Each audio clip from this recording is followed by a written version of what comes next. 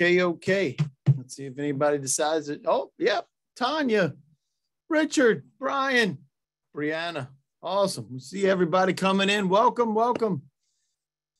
You guys are here early. That's good news. So once we get a few more people in here, we'll have the question of the day. Right, Manish? Question of the day. Question of the day. All right, we got 43 people. So the question of the day is, who's your favorite musician or performer or band? It can be any of those. All right. Honestly, so what's your favorite?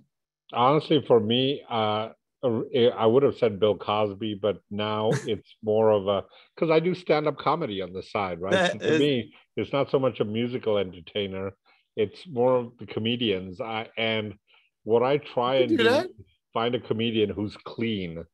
That's hard. Yeah, exactly. So, not that my routine's clean, but I wanted to aspire to something, right? So, because I talk about my family a lot in my comedy, so I look for comedians who do that. All right, we got Jonathan, Fleetwood Mac, Bee Gees from Amelia. There's a winner. The Police from Jason. I got the I like the Police thing. Pink Floyd, love it. Charles, Prince from Teresa, Elvis Costello, John. Wow, man.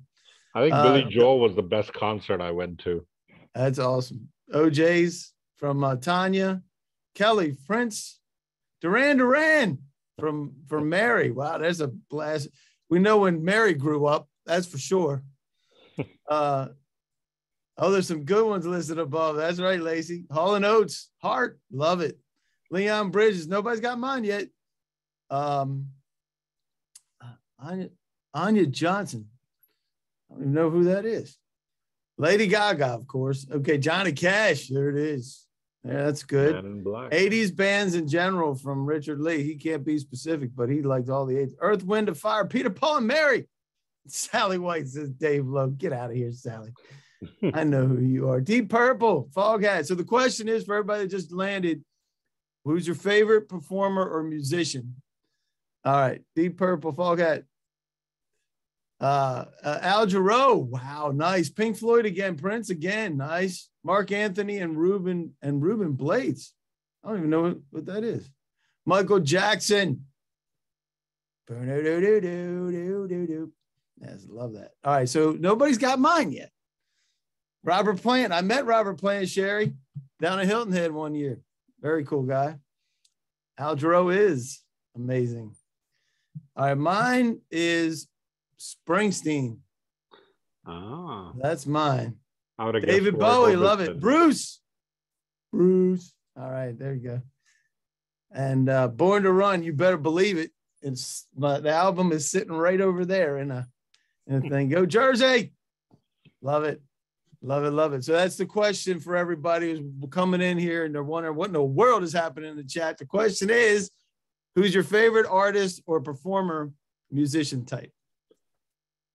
Chris Ledoux. I don't know that one. All right. And nobody, Eddie Vedder. Wow. Florence and the Machine. Jeez. That was one I wasn't expecting today from you, Chris Rhodes. Awesome. Well, great. Foo Fighters. Love it. Hunter Swift. I would have figured yours was Taylor. Hunter. Oh, there you go. Fantastic. Well, it's great to see everybody. And so we'll get cooking in just a minute. What time we got? Almost there, right? 1:01. We're about to go. Yep. All right. Let me get this. Let's get this present. Stevie Ray Vaughan, super killer player right there. Super awesome. See if I can make this work so we can actually do something productive here today. Jeff Healy, man, that's one pulling back. Suzuki Swift is the best Swift ever. I don't know. I don't know how to say anything. Lindsey Buckingham. All right. Very good. He's one of the richest. I don't know if you knew that or not. I saw it the other day. I don't know that. Wow. Hold on a second. Man, somebody's busting out Chris Ledoux. I'm not reading all that right now, but I will read it later, Brian Crawley. That's awesome. Willie Nelson. Billy Nelson. Love it. That is phenomenal. You don't get to see that one every day. And Sally White's reading. That's fantastic. All right, let's see. You got that? You can see the screen, everybody? Yep. Actually get our act together here. All right. Well, welcome everyone. Man, this is a heck of a response from folks, ladies and gentlemen. A lot of folks signed up for this. Almost 300, as a matter of fact. So we'll see how many actually post, but otherwise it is going to be recorded and you will get the handouts momentarily, I promise. So there you go. So welcome to RPA, Robotic Process Automation. Appreciate you guys joining us. And like I said, when you talk about interagency briefings, this is it. This is what we love. We love having everybody from everywhere else coming in here and making sure everybody is and gets a chance to participate. Like I said, guys, this is one of the hottest topics that's out there. All right, best briefing ever. Teresa says, gain better understanding. A lot of folks said that for RPA, how it's used effectively. Love that. We'll get on that, right? Manish, we're going to do that? Yes. Yes, sir. And Robert from VHA, no time is wasted. Get straight to the point. What it is, how to use it. Next steps for those interested. We'll do that too, promise. Glory from HHS, how RPA can benefit micro purchase processing. That's a specific one, isn't it? Love that one. That's a good one, right? Christopher, everyone receives a $100,000 bonus. That is totally 100% going to happen. Only has to be approved by your supervisor, and definitely that is exactly what's going to happen here today. From Marvis, I love that, by the way, Christopher. DHS, OIG, you get a demo. We can definitely set that up, right? We can set that up with you guys, right, if we need to.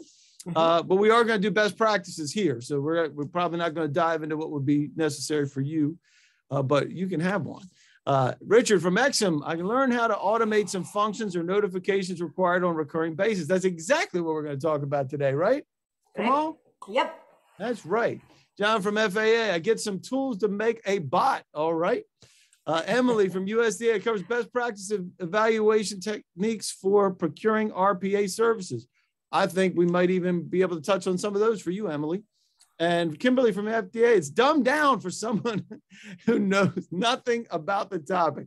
Hopefully we'll be able to bridge the gap between the folks that want all the details and the folks that want an overview. Please address from Ebony, software or devices that are used across the government to integrate HR data with other vendor sites such as travel systems. That's very specific. We may get into some of those pieces. We have something like that for HR in there, right? We have an HR use case, yes. All right, fantastic. So Ebony, we got you covered. Carl, what are RPA and other technologies so contractors, so why are RPA and other technologies so contractor dependent? That's a great question. Maybe we'll be able to answer that too. Philip, robotic technology improving the quality of employment for disabled. That is a really key factor. Love that idea. Brian from FEMA, what type of complex task and analysis can bots do to assist the analytical landscape? Great question. And that we're going to talk about too, right? Come on. Yep. All right. We'll get to that. Information on predictive analytics from Tanuk. Steve, how to educate and convince management of the effectiveness of this. This is a big deal. And how to determine the best ROI on its use. That is probably one of the best ones there, wouldn't you say? Absolutely. And we have a way to calculate ROI. They're calculating ROI and helping get buy-in. Love that. You can tell that. And the other reason to get buy-in is the president said so. How you like that? Essie from FAA. Should an agency complete a privacy threshold assessment on RPA? Great question. And Aaliyah from CMS, what agency support will be provided to programs to drive robotic automation? Great question. And can each program be assigned a robotic SME? That is man, we got some smart people here. Come on. Yep. Yes, we do. It's going to be exciting. And that's awesome. So we will give an opportunity for you to participate throughout this as well. You will get a copy right now of the briefing presentation, the presidential memoranda we were just talking about. You want motivation for your agency heads? There you go.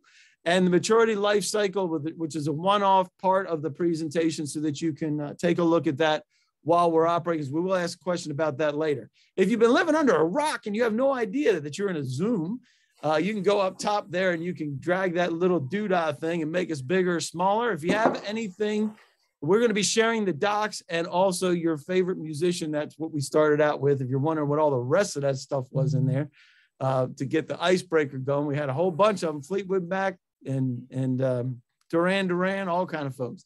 You can put that in the chat. For the rest of everything else, questions and such, raise your hand. We love the dialogue. Q&A is the best place. And here is something that you don't want everybody else to see.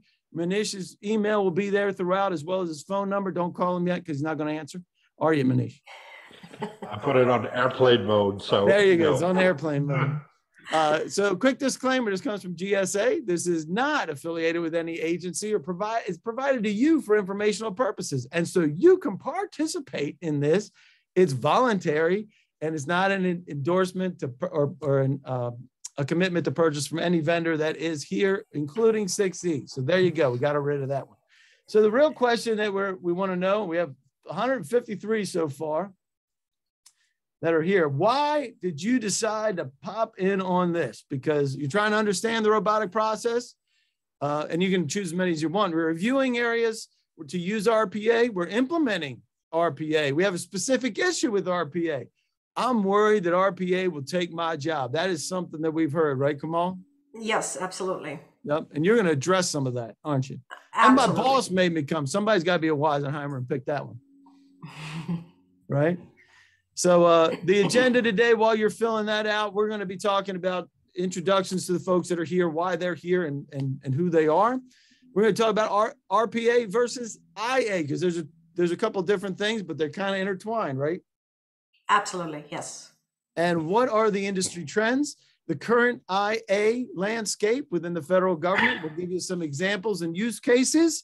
And what are the roadblocks? Because some of those roadblocks, we have a couple of those getting buy-in from superiors. One of those is that's one of the roadblocks, and how to mitigate those roadblocks. Love the fact that you got that in here, Kamal, and we'll get to it. So talk to while everybody's finishing filling out why they're here today. Tell us a little bit about 6E Technologies, how you guys got started. 6E Technologies has been in the ERP world for a long time. And as the ERP implementations matured, we kind of realized that we, in the last 20 years, have created so many siloed systems that don't talk to each other. So that we created a problem for ourselves by going on ERP. And that's how this whole RPA journey started, to bring efficiencies after implementing ERP. So that's what the story behind our company is. And both of us, both me and Manish, are experts on ERP, data analytics, and RPA. And if you want to read about them, you can read about those. I'm not going to read all that stuff. They are experts in their field. And Manish, what is your role here? Well, my role is I'm currently Vice President of Federal Relations for 6E Technologies. I'm focusing on the federal sector. And my background has been in analytics for the last 20 years. And in the last 10 years, I've made a real push to bring RPA into a lot of the clients where we're already doing analytics, just because of the workflow of the data, and also in terms of some of the analytical processes for predictive analytics, putting it together with RPA. And also, I've got relatives who are in the government. A lot of them are getting ready to retire and stuff. So there's what they call the graying of the workforce, getting some of the mundane tasks out of the way and having more high value work done by individuals who are actually in government is the reason. I want to make sure that RPA eliminates a lot of the mundane tasks and lets people have fun. There we in go. Government, if that's possible. If that's possible. It is possible to have fun in government. We do it all the time. Also, some people aren't as fun as others, just say. And I'll leave that up for interpretation for everybody. So what is intelligent automation, and how is it different from RPA? And can you give us some definitions of that so everybody has a framework? So can I take this one, yeah. Dave? So RPA, as the word suggests, robotics process automation and intelligent automation, they are sort of two sides of single coin.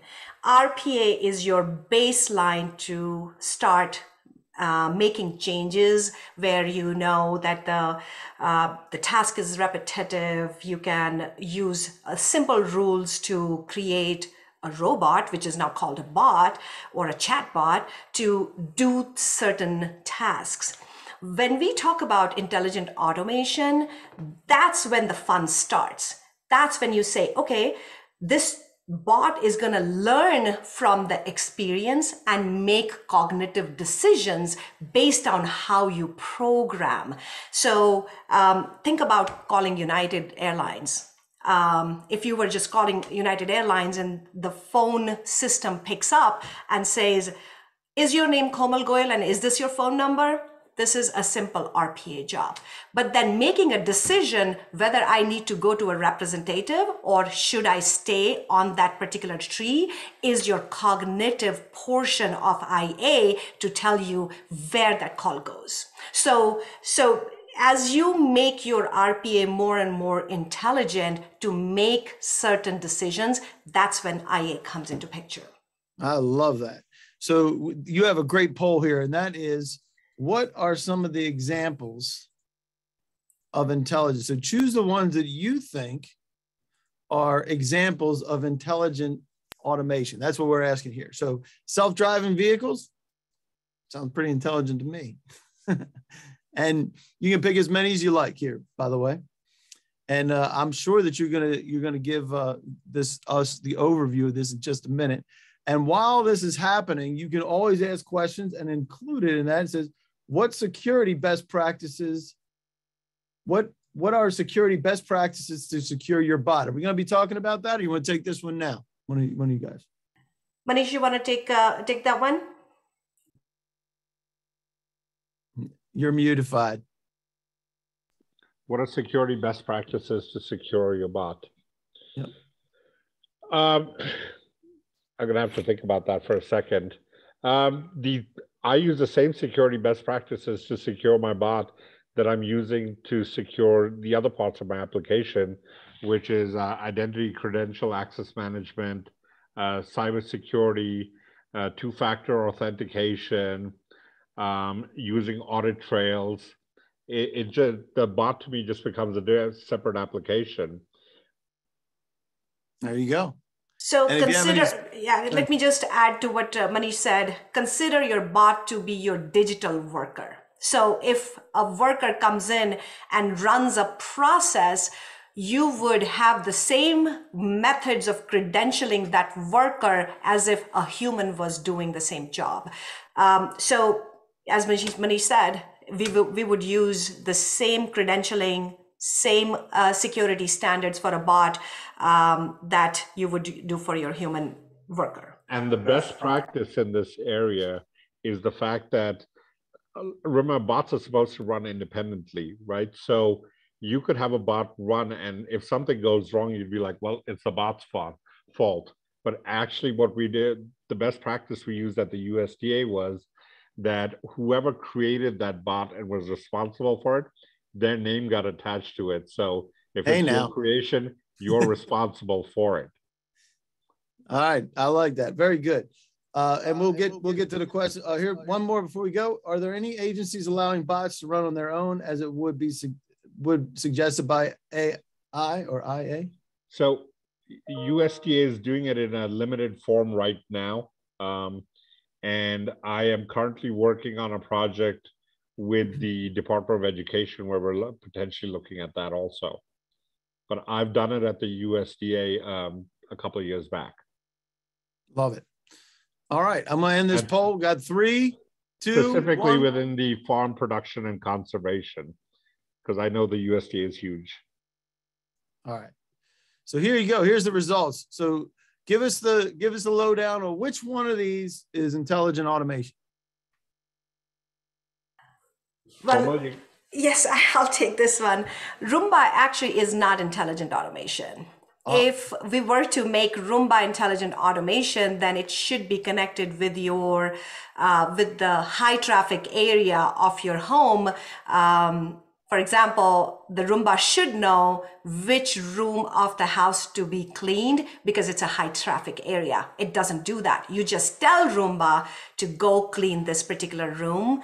It doesn't make that decision for you. So it's not intelligent automation. It is RPA. It is RPA. It's a simple RPA. You just tell it and it does it. It does it. Fantastic. Well, there you go. So everybody. So let me clarify that. You could tell Roomba to clean certain rooms, all that. But let's say we were to hook it up with the thermostat, right? If the thermostat knew that you were in these 3 rooms because it raised the temperature, then it would tell the Roomba only go clean these 3 rooms because these are the only rooms they've been in the last 24 hours.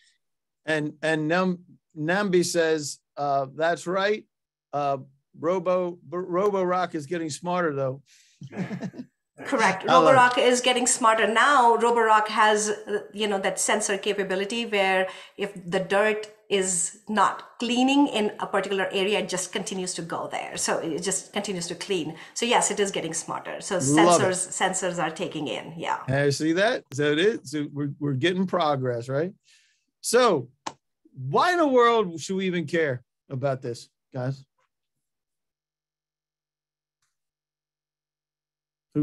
Manisha, you there? I can't hear you. Let me take this. Okay. Why should you care? Everyone should be caring about this because we can't get away with it. We cannot not be part of RPA. Like, remember 2000s, early 2000s, late 1990s? When we said, oh, this internet thing, what is this Amazon? Why is he selling books online? Remember does anyone remember that? I got one right here. Yeah, we are at the same stage with 2 things right now. One is this intelligence within the machines. As much as we want to say we don't believe in it, we don't want to do it, this is going to take away our jobs, it's happening. Like it or don't like it. Second, it's very similar to the W3, which is World Wide Web, the version 3rd, which is the metaverse. So this is going to happen. Why should you care? Because it does provide savings. It takes away the mundane work that we do. It is available 24/7 by 365.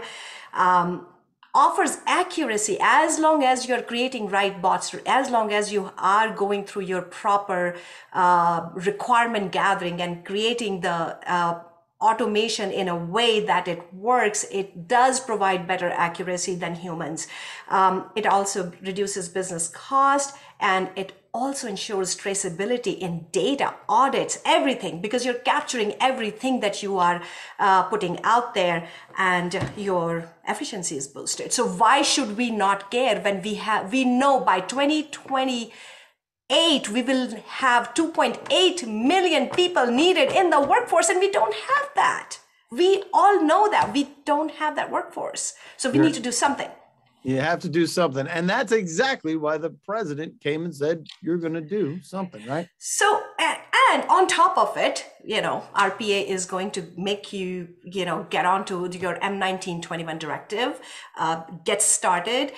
Any agency or any organization for that, let me just not talk about government, any organization that wants to get on a digitization bandwagon, they have to take their old records and get M1921 in place, because that's where you start the RPA journey. Don't expect RPA to go ahead and pull out a paper from your drawer. That's not happening. We're not talking physical bots here. So you have to digitize that paper so that your bot can read that paper and make sense out of it, right? So digitization of your paper records will become part of this overall journey. And you mentioned a deadline. You got a couple here, right? Yes, 2022. That's now. That is yesterday, according knowing how we all work. It is yesterday. So I'm sure there are so many agencies that have already started to embark on this journey, specifically M1921. But that's your starting point, Dave. You have to get started. Yep. And so and we also have making sure the records are transferable by January 1st, 2023. Yeah, so you can see. Yeah. And December 31st, New Year's Day. That's what everybody's doing New Year's Day. Yes, and we have a lot of sources where we, if the audience is interested in talking more about how to get started, we have lots of research papers that we have put together. Yep. And let's talk about some of the cost savings. Obviously, the efficiencies of people being able to do their job as opposed to working on the system, right? Or doing the repetitive jobs. Let's get them doing things that they actually can do. So let's talk about the cost savings here. What do we got? Exactly. So for the GSA itself has made an estimate that with just a 1% increase in productivity in the civilian agencies, not the defense agencies, you'd save $3 billion. I mean, that's literally a savings of $150 million an hour across the government. Wow. And as Komal mentioned, 2.4 million jobs need to be filled by 2028. And 78% of leaders are worried that they're not going to have the staff based on the number of people that are retiring. The other fact I wanted to boil in, which a lot of people don't think about it, is we have found that implementing RPA improves quality of a lot of processes. And 84% of the quality costs are caused by manual errors. This is the low-hanging fruit that we want to go after. That is fantastic. And taking the 150 million an hour, that's where that 41,667 per minute gets saved, which is about the money that I've just spent in the last 60 seconds. I love that projection. So then there's some other projections. You already mentioned the 41,667. Yeah. Let's talk about it. So as you're aware, we do both federal work and commercial work. And on the commercial side, with some of our clients, we've seen an average of a 27% increase in productivity.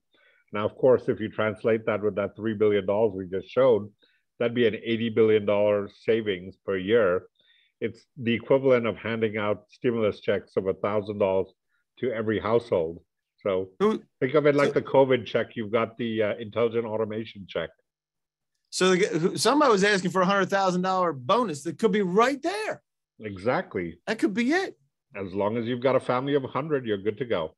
But it is the savings of $53,000 per civilian employee per year. So wow. That's where it comes in. So that's a 2 years, you get your $100,000 bonus, and you only have to get it approved by your supervisor. That's all you need. And the quality thing, I just want to point out the quality. With RPA, we were able to, at USD FSIS, reduce the overall quality in terms of errors by 26%. In fact, we had a couple of deployments where we had 0 errors for a large project. Wow. And just on that one team, it was a 60-person team with a 40% development team, 20% in QA, a 2-to-1 ratio. We were able to cut down to 15 quality people, and that was an 8% FTE reduction, which if we were to project that across the federal government, that would save them $16 billion. Wow. Crazy, crazy numbers. So if you're not doing it, you're falling behind is what this means, right? Yes. The idea here basically is to say, look, everyone is talking about it. Even if you haven't started, there's nothing wrong with starting right now. Only about 30% of the civilian agencies have begun the journey. But if you start now, you're still with the main pack. Of course, if you wait another 2 years, you will have fallen behind. That's a fact. And let's talk. So different agencies have different missions, and the objective is to fulfill those missions, not to be doing repetitive tasks over and over, right? That's the idea. So Take us through this. Absolutely. So I am a firm believer of something that I call people, process, and technologies. So when I look at an agency, I always start with the process and go, okay, what are the processes that can go across an agency? And we've listed a few here, whether it's client engagement, citizen engagement, internal support, workflows, robotics, IA. Then you have to make sure that the people who are going to be using these understand how RPA and IA work and how they fall into the different departments, what do the policy people look for? What do the legal people look for? What do the HR people look for? And we've got a cross-section of those people in this presentation today. And then the last thing is to make sure that the technology underneath supports what they're trying to do, so that you have people, process, and technology working together. You have the processes in place, the people understand the processes and the systems are following those processes to implement all that stuff. And on the right side here, we've just listed a few examples of IA stuff in areas of like program eligibility, or data migration, contract closeout, document digitization. I mean, for example, program eligibility, we used it at the Department of Transportation for people who are disabled and can't ride regular transportation. They're eligible for ADA transportation or Medicaid transportation, and we built a whole eligibility program to see if they're eligible and what kinds of transportation they're eligible for, and what kind of stipends or what kind of stuff the government will provide, where they end up paying $2 and the government ends up paying the rest of it. So. And I love this because you got specific examples with different agencies. Absolutely. This one happens to be DOD. I'm going to give you a few examples of work that we've done. Back in the late 2000s, early 2010, that area, about 10 years ago, we implemented an RPA system with when people log into customer service and they want to have questions about their benefits, we'd use a natural language search to find the right place for them to start in the phone tree or the chat thing to try and get them to the right person. And of course, with each soldier, a former soldier, their contract is based on service, rank, deployments, and determines their pay, benefits, a lot of that stuff. We made it easier for them to go in and manage their individual contracts in terms of what they were eligible for, what they weren't. If the spouse had a question and the husband was deployed or the other spouse was deployed, they could call and find out what was going on. And the end result of it, because I don't want to go into too much detail, is by having some of that preliminary information on the call before they ever talk to someone live, they would go look up that information. So the average number of interactions with each person dropped from 3.2 to 2.6. Plus, we were able to reduce the number of days of when the process was completed from like 31 to 23. Now, that might not sound like a lot, only 8 days, but when you're using the money that's coming to pay your rent, for example, there's a big difference between being able to pay your rent on May 30th and June 5th. That 8 days suddenly is a huge difference. So that's one example. Love it. And so that's part of, if you're looking at contract administration, somebody was asking the question about P cards and things like that. So there's ways to automate anything that's mundane, right? That's the idea. Absolutely. And it also improves.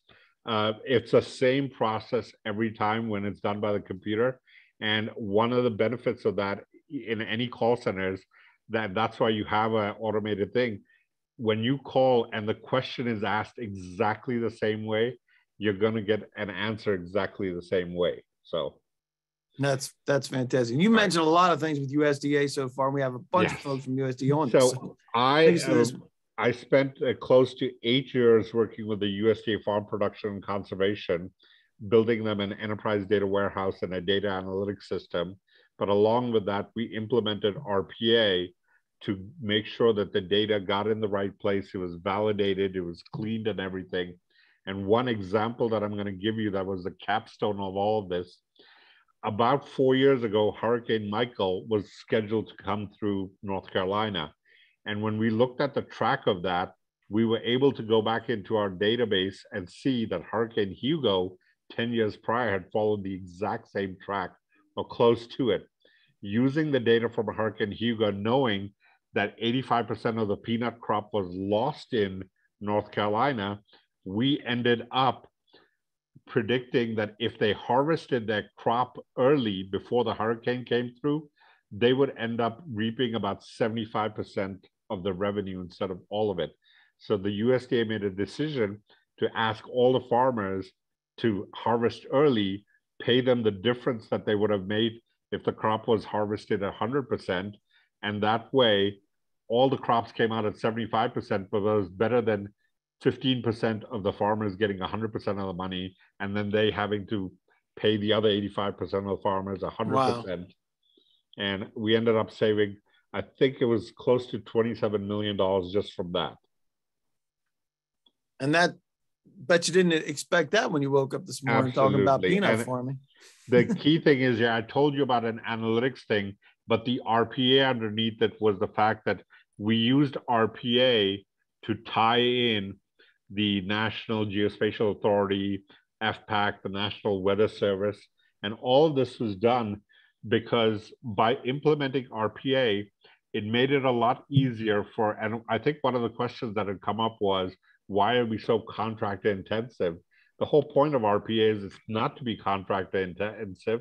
It's so that if I create an RPA process that is drag and drop, you can actually now move data sources over in this whole analytics process through RPA, which you do. You don't need me to do that for you. So RPA was actually helping them route data in the right place and stuff like that. So fantastic. And Department of Transportation, we had a couple of comments about transportation earlier. So with the Federal Highway Administration in their state division, every year the DOT gives a certain amount of money for every state that does inspections and the number of accidents they have. And it's based on a formula that says, okay, the top 5 states will get this percentage, the next 5 will get this. And that whole process of gathering data, analyzing it, and determining the grant formula, what each person should get, it was being done manually by about 8 to 10 people. And after we automated with RPA, we cut it down to 2 people. And the data, instead of taking days to be available, if someone came and said, well, how much money did we give Arkansas last year and what was it based on? They would have to go pull that data and figure it out from Excel sheets. Once we implemented this process, it was a simple query to look it up in the system. Fantastic. And the last one we're going to talk about is HR. A lot of questions about that earlier. Kamal, yes, there was. Right? Yeah, there was a question about HR. So this is a commercial use case that we put together. This company that was on the up and up. We love such customers where they are hiring and they are growing really fast. Like this company went from $1 billion company to $2.5 billion company in 5 years. So that means that they were hiring really fast and they were hiring across the globe. So the big problem was they will get the applications and the applicants will send in application through the recruiters and whatnot, but their applications were not fast enough getting routed to the hiring managers. And the screening process by their 16 recruiters, I think there were 16 recruiters, was taking so long that the hiring process was taking about 3 months and they could not afford to do that. So what we did was every application, as soon as it would come, the OCR, which is called optical character recognition process, OCR would read the application, make sure that the job description and the skill set is matching. That's the first thing. That's what the screening is. As soon as that would happen, the application will be routed to not the screener anymore, to the recruiter to make sure that this application is good enough to be sent to the hiring manager. And the next level of the automation here was if the recruiter passed and approved that application, the RPA process will actually look at the calendar of the hiring manager, find the empty spot, set up a meeting, and send invite to the applicant as well as to the hiring manager. So this was all done through automation. That's fantastic. So there's 4 examples. 3 of them are federal, and then the other, we know how challenging it is with HR in the federal space now. So many folks having issues, a lot of different issues between the new work environments, as well as the next generation dealing with employment issues. Very difficult on the hiring side, very difficult. So right now, we are taking this program to the next level where, because there was still some quality issues in the candidates, we have created sort of a self-serve Zoom meeting with a bot for the client before it actually gets to the hiring manager, so that the hiring manager out of 60 applications say, I like this person, the way this person is talking is a good fit for our meeting, so for our team. So that, that additional step is going to further their cause of hiring more people. So we're still working with this client. It's one of our flagship clients. I've never heard of that, Kamal. That is fantastic to be able to do that. So what are some of the roadblocks? I know that there's always, we identified one earlier, which is how do we get buy-in from the senior folks and be able to do ROI? What are some of these other ones that you want to talk about? We saw concerns about, it was one of the initial ones. There was a question I saw that, yes, there is, humans use PIV card and bots don't, but bots have a credential. Bots have a number, an ID number. So that's what is used to credential them. So you need to chalk out clear measures. It's a departmental or an organizational decision how you want to do the entire security credential. But this is one of the roadblocks that people talk about and we run into. And typically the thing the government's using for best practice is the bot is treated as a minor. If it's your child, you're responsible for it. So if you created the bot, the buck stops with you if something happens. Got it. And so we got a bunch of folks that are involved in training here too. I saw some of the list of the folks with their titles. So here's one for you. Who wants to take this? Is this Human Nation? Wants to take this one?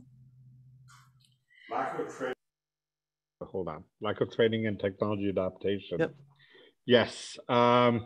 One of the concerns obviously is, and I've talked about this in the people, process, and technology. What I have found is that you need to give a lot more time for training, and also in terms of technology adoption. Technology has become a lot easier over the last few years in terms of they're making it more user-friendly. There's less coding, low coding, no coding, but training is a key part of it. And I have found the easiest way in training is to take an existing problem, whether it be a small problem, and run it through. Instead of using a generic thing, I always like to take something from my client that they have an issue and actually work through that problem in training so that people are doing something real with it. So that's one of the benefits that I've found. Initial training is to use an actual thing or issue that they're currently having. I love that. So what about the lack of consensus? I'll take this one. This becomes a big problem because when you start with looking at an organization holistically, finding that particular area where you want to start automation with, automation from, becomes a sticky point because everybody wants to do that. But that's the biggest mistake that can happen when you're getting on this journey. You really, really cannot boil the ocean because there is so much that can be done. Finding smaller processes, finding smaller tasks and see quick win. That's where you will also be able to create a business case for your leadership, where you say, look, I am able to give you 5,000 hours back using machines. Those are the wins you want for your leadership, but please don't try to boil the ocean because it's going to be so overwhelming that you will actually stop the project. Yep. It'll kill it. It's quick successes, right? And I'll give you an example. At FPAC, I had 80 people. There were a few DBAs, ETL people, all that. And I saw that I had 18 people that were ETL people out of 80. Well, if I can automate an ETL task, that's going to benefit 18 FTEs as opposed to my DBAs, which I only had 6 of. So we started over there. And that leads us to the next one, which is concerns about displacement. So what about my job kind of thing? Right now, it's a little bit different because there's super crazy trying to hire people, as you mentioned earlier, Kamal. So how do you deal with this one? So here is how I look at RPA. There are concerns, and the concerns, I don't want to undermine these concerns. What I want to say is when you start planning RPA across the organization or a department, start with the areas where the tasks are repeated. Think about a process, like just Manish said, ETL process. That is repeated task every day. You do the same thing over and over again. What we are saying is humans can make decisions, intelligent decisions, more so than the machine. Let them do the high value work where the value is higher, and we are not making them do the mundane work. Another area where we are seeing help, where RPA can help, is in the area where there is retirement coming up. Find out what are those repeated tasks people are doing, so that you can actually start planning ahead of time before the retirement actually hits. That's a winner. That's a winner right there. And how about the budget? We always hear about budget, right? Manish, you want to take this one? Yes, of course, RPA is fairly, even though it's been around a while, it's fairly new, and there are not specific RPA projects out there yet. What I have managed to do when talking to contracting offices and other thing is kind of group it with other tasks like analytics or business process reengineering. They're all a form of RPA. When you look at business process reengineering, you're reengineering processes, but at the same time you're reengineering them, take the next step and automate them at the same time. Love it. And using the ROI, and that's how you get the buy-in from above as well, is saying, hey, the budgeting piece kind of takes care of itself. And that's the whole concept in reducing the increasing the efficiency, right? Because that's the whole idea, is that there's bots don't make the mistakes that human makes, just being straight with everybody, and then being able to gain those. Yeah. And I just saw a quick thing on the chat that said, that we need to show the ROI and all that. And I said, look, we'll partner with you in showing you the ROI, so that when you go to your higher ups, you can show them the benefit, right? There's nothing wrong with reaching out to us and saying, hey, how can we show the ROI in this? I may not be able to show it in your exact organization, but if I can give them a reference at a different agency that have done that, and your higher up can call that higher up over there, that's the best validation. Darn right. That's the best. All right. And so here's the question. Where are you? And everybody's got this as far as as the handout. So I'm for the folks, like said, dumb it down earlier, right? That wasn't me. That was somebody else that said it. But the idea is, okay, where are you in the process? Haven't started yet? Have you identified your tasks? Have you created your task force with the formal implementation plan? And the next part, are your stakeholders engaged?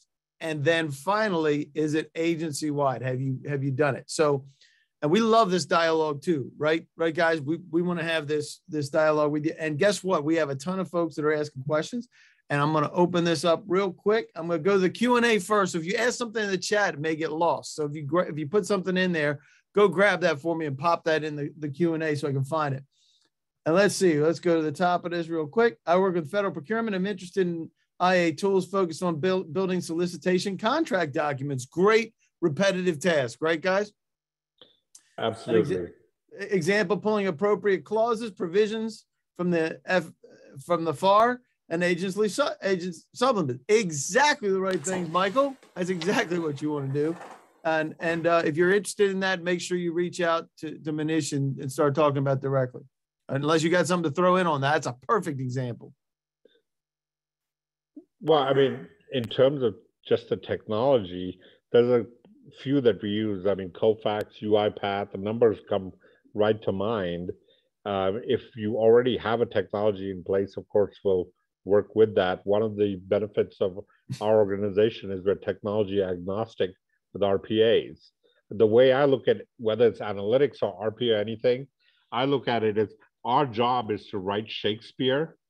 What language you guys use is the easy part. Love that. Fantastic. Maria's got a Weisenheimer remark. Where would litter robot, self-cleaning litter box for cats waste fall? RPA or IA? I don't have it falls under get a dog. I was about to say that I'm a dog person, not a cat person. Oh man. So Tariq is saying, so a process of programming certain repetitive functions that I may perform which require no interactions. If so, what happens if the bot program encounters an issue due to a change in the process it was programmed to initially do? Great question, Tariq. That's a great question. Absolutely. And this is where you'd have to go in and reconfigure the process. And it's become a lot easier. It doesn't require coding anymore. A lot of it is drag and drop, adding a different element in there, adding new business rules. Usually stuff that would take you a half a day to do can now be done in 5 minutes. Love that. And then you always have the ones that fall out. They're the outliers. And that's where you have forwarding that on to a superior, forwarding that on to somebody that's going to handle that problem, right?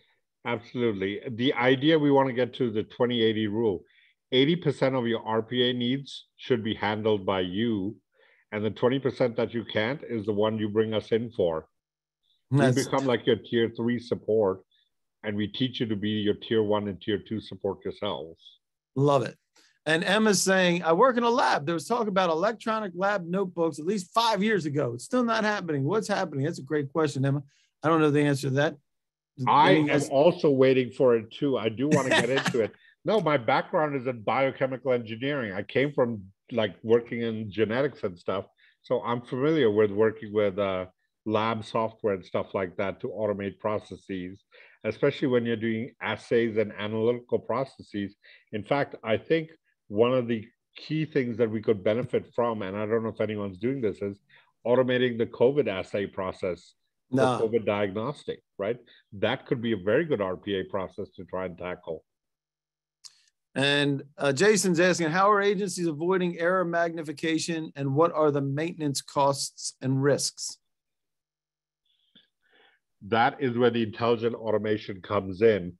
You've got to have that checkpoint so that the errors don't cascade on each other and keep getting worse. You've got to put validation things in there and thresholds. I use thresholds all the time on my analytics side, where if the database capacity is falling down, it automatically adds it and all that. We put in thresholds with the bots too. If the bots start spitting out numbers or values that are not consistent with the range, then it's going to alert me to it that I've got to take a look at this bot. Got it. Do any agencies, this is from David, do any agencies conduct a security assessment on RPA or just rely on the fact that the systems communicating have the authority to operate? Great question.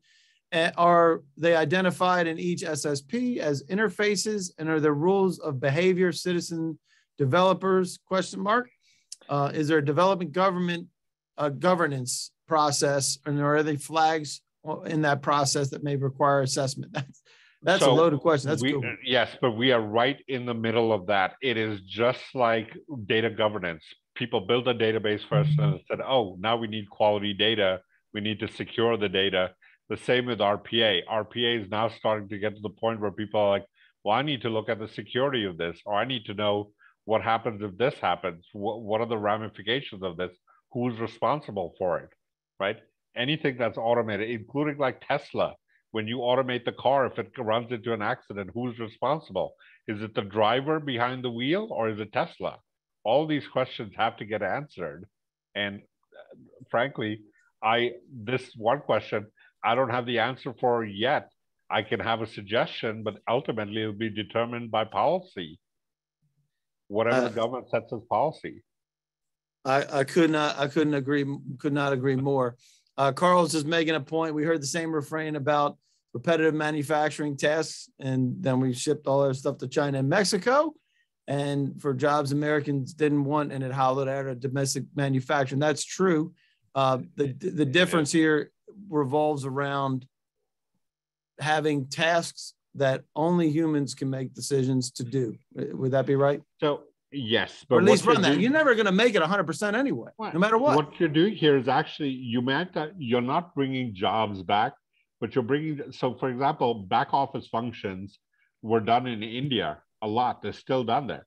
If you start automating those processes, they're not coming back here as jobs, but they are coming back as automated processes that you don't have to worry about over there, right? And if you have someone doing something that you don't need to send overseas anymore, it reduces your security profile. I mean, it increases your security because you don't have someone else touching it from outside of the country. Got it. But I would like to jump in here for a second, Dave. Yes, there is, again, as I said, concern about job replacement, but let's not forget, we still are not able to fill the jobs. We have deficit right now, deficit of 1.6 million people, which is going to increase to 2.4 million by 2028. So let's just open ourselves up about this dialogue and see where, like, you do not want to be checking the log of your database on a daily basis. That's not a fun job to do. Let the machine do it, because machine can. So last one for the moment, and then we'll get to some more. With scanned documents, will OCR still work? Great question. Yes, OCR is now able to actually take apart a scanned document. It can totally read that, and we can actually do the demo about that. Fantastic. All right, so I'm going to share this poll. So this is where they are, ladies and gentlemen. And so everybody knows you're not alone. Everybody's in this together, right? So a lot of folks haven't started, and some of them, as you can see, they're in various phases, but most haven't started. So we appreciate that. And let's talk about the initial adoptions of this. So what are the steps that we have to take? Love this graphic, by the way. It's not your typical one. Yeah, this one, again, as I said, planning is a big part of it. Plan a full department if you are putting SMEs at department level, if you're putting SMEs at the agency level. It's all about planning. Plan ahead of time. Don't start the entire project at the same time. Don't go big bang. That is one important thing. Plan the entire thing and then start small pieces and start train your stakeholders, train your people. As Manish was saying, training early, training often is very, very important. Your core team should be responsible. Who's doing which bot, who is actually re-engineering the process. Because while you're doing this, remember, you also have to re-engineer your processes. Some processes are being run for the past 20 years and they need to be looked at now. And this is a great time to do that. So have your core team do that and then test, roll out, and create a backup plan. Somebody asked, I was looking at the question, what if a bot is retiring or bot is leaving, and we have to treat it almost like an exit. But we actually have not, Manish, have we ever come across a situation where a bot is retiring? No, right? Not yet. Not yet, anyway. Not yet. That's the whole point of bots. They never retire. They never ask for healthcare or time off. That's right. So I love this. So this gets to the Automation Center of Excellence. The whole idea is creating this environment for the agencies to become the center of their own excellence. Isn't that right? Absolutely. Absolutely.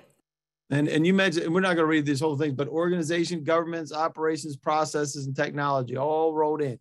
Love that. So if you get a chance to review this on your own, take a look at it, see where you are. Excellent, excellent layout of how things need to work. And if we would have, first of all, we're a little over the 40 minutes Dave, right now.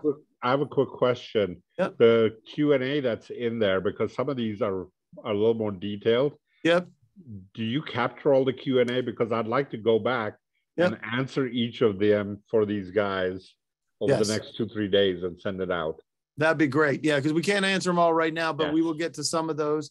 And that's great. Appreciate it, Manish. And we could have saved $1.7 million in the last 40 minutes or so? Yep, if we had RPA. If we had RPA. There you go. And apparently we can do this via RPA Zoom if we want to. Yes. So as we said before, there's no obligation to purchase from anybody. But if you would like to talk to 60 Technologies, all the information is right here. It's included in your handouts. Love the fact that you guys work with partners that are 8A partners and service disabled, but you are hub zone too, right? Is that right, Kamal? Yes. Correct. Yep. And woman owned. So there you go. You can get in touch with them there. So what's next? Here's what's next. We will continue the conversation. And the question is, how do you want to continue the conversation with you? You like to discuss how you can use RPA, would like help meeting the presidential memorandum, you have a specific RPA need, or you have something else to discuss, please contact me. Pick one of those and let us know. Only pick one of those if you want somebody to talk with you. There's some folks that said, hey, don't call me. That's fine. We won't call. And let us know, let them know when you want it, because it's really important as far as that goes. So let's get back to the question. One thing about the audience, which is great, that all these great questions that you've given us, not only will I answer these, but in our future presentations that we're going to do, we're going to actually tailor the presentation a little bit more based on the responses I've gotten today, because there are some topics that for our next set of, talk about a teaser, for our next set of RPA presentations that we can add into it. That's right, because this isn't going to go away. And like, come on, you had a great thing. It's not just about creating the bot for right now. Every that bot needs to be continually maintained, right? Correct. So that it becomes, and with the technology today, one of the questions was, why is it so contractor dependent? RPA is actually not contractor dependent. It is very low code, almost no code, drag and drop processes where the agencies should be able to maintain it by themselves and keep the 80-20 rule. We are your third, fourth tier. Love it. So Jonathan's asking, how many people are necessary to support RPA? Love that question. Not sure that you can figure that out right out. Obviously, it's the classic question of, it depends. Now, how large the agency is, what kind of work you want to get done, what's the time frame. So I can say, instead of people, there are a number of roles, right? You have the business lead, you have the technical lead from the technology point of view, the business lead's looking at the process. Getting a SME in that area is, of course, from our side, or working with one from your side who can be like your champion or your train the trainer person who can help you and who has an overview of the process, right? Someone who can look at the entire process and understand all the steps in it, and not just the 3 or 4 steps that they do in the process.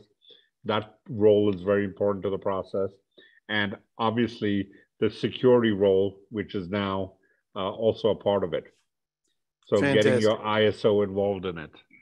Yeah, we have 1 minute, and there is a last question that I see on the screen here is, would RPA and IA be appropriate for billing from bill development to verifying payment received? Yes, yes, and yes. Because we can use OCR. The technology is ready to do that. Awesome. And that will take us here. We promise. So Manish, you're gonna take all these, any of these questions you're asking, and we'll take a look at the chat as well, because there's some that are embedded in there. There was a funny one that I saw earlier that from Danny said, asking about the question earlier. My boss is here, so I didn't select the option that my boss made me come. Yeah, no, so I saw that. Not that Danny is going to get called out or anything. Yes. So we do very much appreciate you all joining us today. Thank you so much for joining us and all the feedback. And like Kamal said and Manish said, we're going to assemble this information, incorporate it, so we actually get smarter about being able to deliver what you need from us. It's like RPA, only manualized. How about that? Absolutely. Thank you for giving us a chance to talk about one of the topics we love. Oh, it's awesome. Thank you. Thank you, everyone. Thanks so much. And we will see you next time. And you will get a recap email from us, as well as the presentation that's recorded and the opportunity to be able to chat with Manish and Kamal and anybody else on your team that would be beneficial for them. Right, guys? Yeah, absolutely. All right. So we're going to give you another couple of seconds to answer that. Is there anything else we want to pop in? Can we ask questions outside the webinar? Yes, you can. Our RPI is discussed here, done with specific software. You want to talk about that one real quick? No, it's not specific software. As Manish said, we are platform agnostic. We come in to see your processes, put efficiencies using bots and the RPA technology. It doesn't matter which RPA specific software you have already bought or you're ready to buy. And there's some specifics about procurement. So we will get that. Renata, Alexis, make sure we get to you. And Seneca, thanks so much. That's great. We're glad that that has been good for you. And I'm sure there's some stuff in the chat with folks leaving. You're welcome, Judy. You're welcome, Terry. Alexis, awesome. Thank you very much. Thanks, Danny. Thanks for being a good sport for me calling you out. All right, ladies and gentlemen, thanks so much, guys. Great information and looking forward to the next one. Thank you. Bye-bye.